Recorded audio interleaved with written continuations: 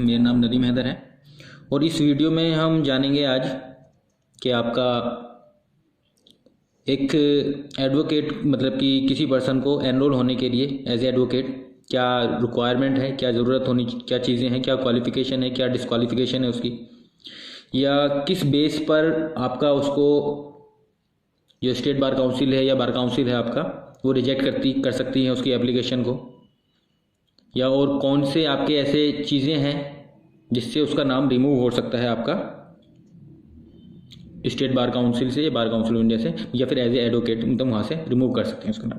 तो इसके बारे में आज हम पढ़ेंगे। तो सबसे पहले हम जान लेते हैं एडमिशन के बारे में। तो एडमिशन के बारे में कि मतलब कि क्या रिक्वायरमेंट है, क्या क्वालिफिकेशन आपके पास होनी चाहिए एक एडवोकेट के तौर पर एनरोल होने के लिए। पर्सन के पास सबसे पहली क्वालिफिकेशन क्या है? सबसे पहली क्वालिफिकेशन ये है कि वो पर्सन जो है सिटीजन ऑफ द इंडिया, वो इंडिया का सिटीजन होना चाहिए।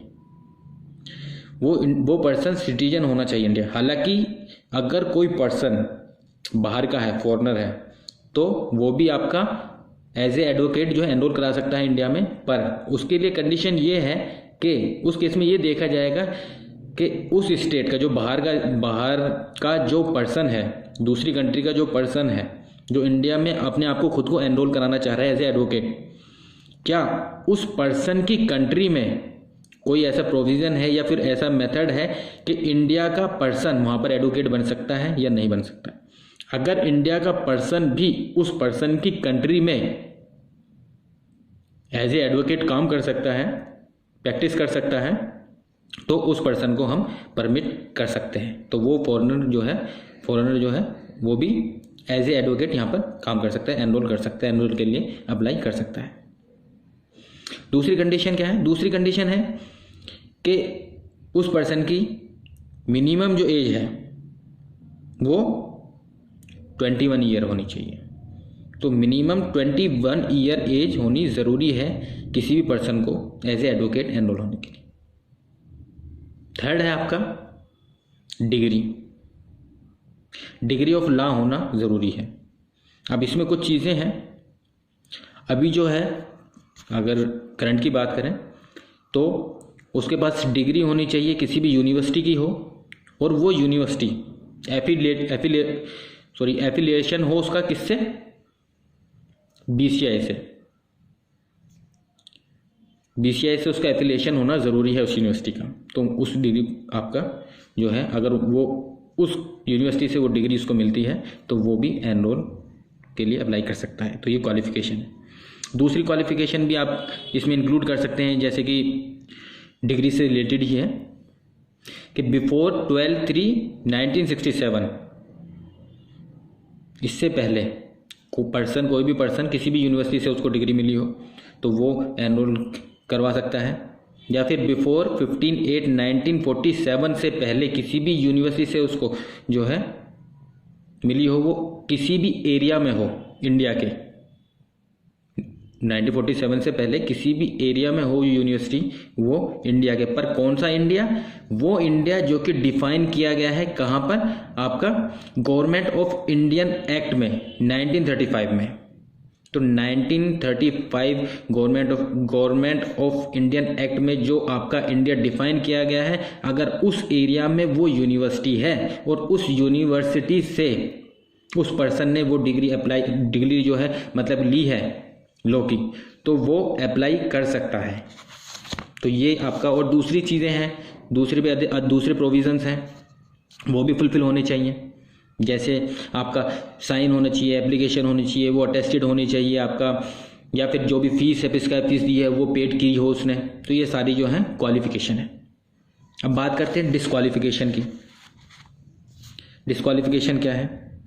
अगर कोई पर्सन वो पाया जाता है कि वो मोरल टर्पिट्यूड, मतलब कि आप कह सकते हैं कि अगर किसी भी इमोरल एक्टिविटी में वो इन्वॉल्व होता है और वो कन्विक्टेड पाया जाता है, वो एक्यूज पाया जाता है उस ऑफेंस का, तो वो आपका डिस्क्वालीफाइड किया जा सकता है।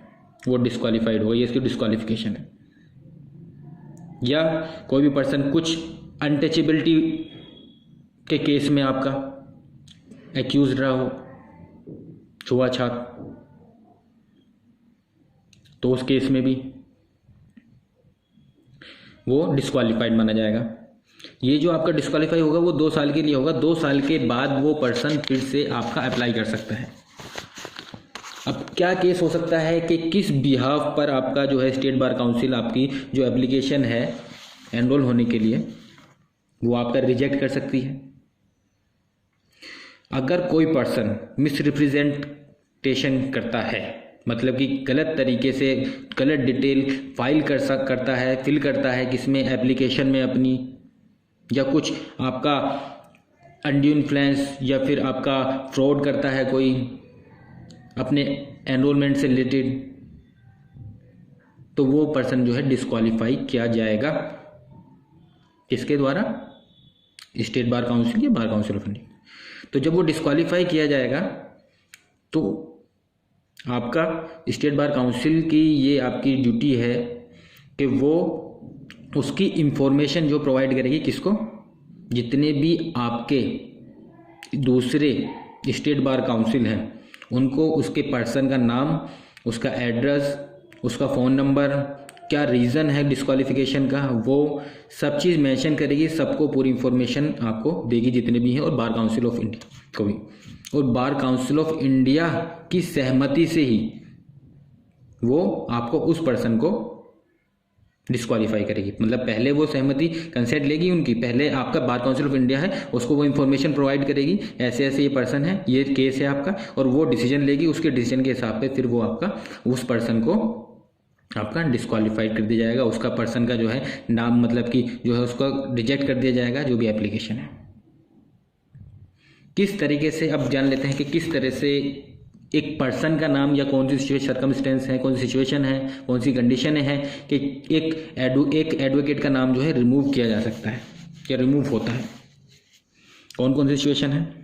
अगर कोई पर्सन या कोई एडवोकेट अगर कोई एडवोकेट एक स्टेट से दूसरे स्टेट में जाना चाह रहा है तो उस केस में उसका नाम, जिस स्टेट से वो जाना चाह रहा है वो अपना नाम वहाँ से पहले रिमूव करवाएगा, हटाएगा, अपने एनरोलमेंट विड्रॉ करेगा वहाँ से, और फिर वो उसको ट्रांसफ़र हुआ दूसरे स्टेट में जाए। तो एक ये कंडीशन हो सकती है। इमोरल ट्रिब्यूट बताया, जैसे अगर इलीगल चीज़ों में आपका हो, इमोरल चीज़ों में आपका वो आपका पर्सन जो है एडवोकेट है इन्वॉल्व है, तो उस केस में भी उसका नाम हटा सकते हैं। कोई मिसकंडक्ट आपका करता है, वो लीगल प्रोफेशनल मिसकंडक्ट करता है या कोई दूसरा अदर मिसकंडक्ट करता है, तो उस केस में उसका नाम हटा सकते हैं, रिमूव कर सकते हैं आपका एज एडवोकेट से। उससे एडवोकेट की डेथ हो जाए, जो पर्सन एनरोल्ड है ऑलरेडी और उसकी डेथ हो जाती है, तो उस केस पे भी उसका नाम हटा देते हैं। तो स्टेट बार काउंसिल है ये, इसकी भी इंफॉर्मेशन आपको प्रोवाइड करेगी। दूसरे आपके जितने भी हैं स्टेट बार, जो कि स्टेट बार काउंसिल उनको भी इंफॉर्मेशन प्रोवाइड की और BCI को भी। और क्या चीज़ हो सकती है? अगर पर्सन जो एडवोकेट है वो खुद अपना नाम जो है हटाना चाहे, वहाँ से रिमूव करना चाहे, मतलब अब वो खुद एज ए एडवोकेट प्रैक्टिस नहीं करना चाह रहा है, तो उस केस में भी आपका हो सकता है वो खुद अपनी सहमति से, अपनी कंसेंट से वॉलंटरी भी हटवा सकता है वो। या फिर कोई अगर एडवोकेट जो है वो कोई दूसरा बिजनेस कर रहा है, एडवोकेट मतलब कि एज ए एडवोकेट भी कर रहा है, बस साथ साथ उसको दूसरा बिजनेस भी कर रहा है, तो उस टाइम पे उसको हटा दिया जा सकता है। मिसरिप्रेजेंटेशन के केस में कुछ चीज़ गलत उसने कर दी और बाद में पता चल गया कि ये गलत था या इसकी डिग्री फर्जी थी या कुछ ऐसा पता चल गया, तो उस केस में, तो ये सारी चीज़ें हैं आपकी, जिस केस पे आपका उस पर्सन को एडवोकेट पद से जो है हटा दिया सकते हैं।